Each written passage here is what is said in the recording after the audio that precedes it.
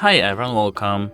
Today I have Apple AirPods 4 and I'm going to show you how can you easily forget them from your iPhone. There are two ways of doing it. The first one is going to our control panel, then holding our finger on Bluetooth twice. Now we have to go into Bluetooth settings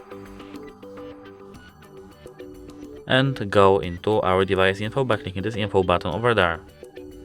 Now we can click forget this device, but the second way is just opening our case and double tapping our case. That's it. Hope it helps you. Goodbye.